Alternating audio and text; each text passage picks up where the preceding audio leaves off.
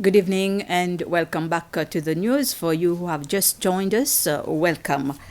The Bishop of the Catholic Diocese, Alain Harel, is encouraging families to strengthen their faith and to continue praying, particularly during this difficult time. Bishop Harel was speaking during his sermon during a special Mass this morning to mark the International Day of the Family, which was yesterday, the 15th of May. The Mass was presided by Bishop Harel and was celebrated at the Sainte Famille de Nazareth Church at Grand-Anse-Maille.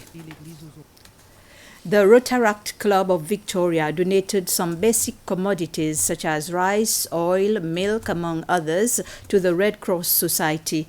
The handing over of the commodities took place at the headquarters of the Red Cross Society. The donation, worth 5,000 rupees, will be distributed to the families in need. Over the past month, the Rotaract Club of Mahé, which brings together the club's youngest members, organized a campaign in the premises of the STC hypermarket. During this campaign, customers who were doing their shopping voluntarily made donations to these young people. The aim of the campaign was to collect as many items as possible to distribute to the less fortunate.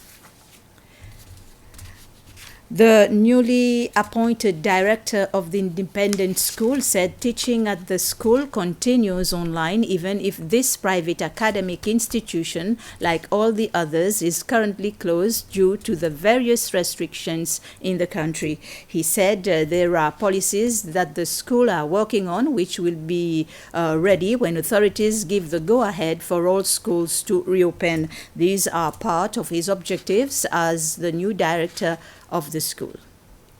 A lot of the objectives that I'm looking at to help move the school forward has started since December.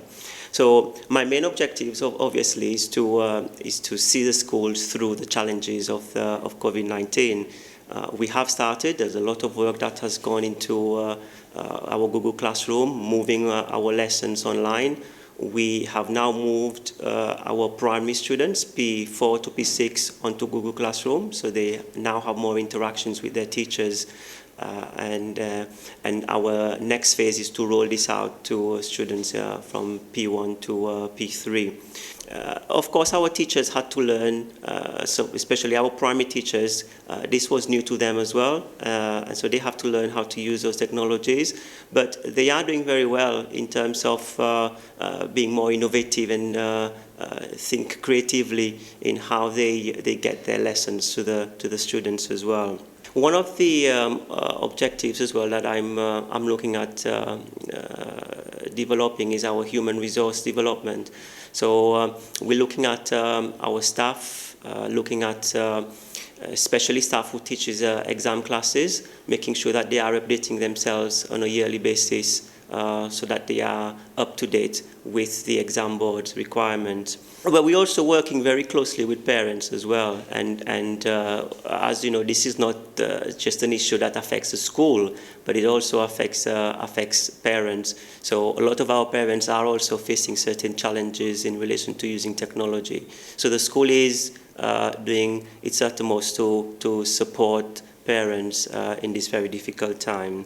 We've come to the end of this news summary. I will be back with more news at 8 p.m. That will be our news bulletin in Creole. Stay tuned.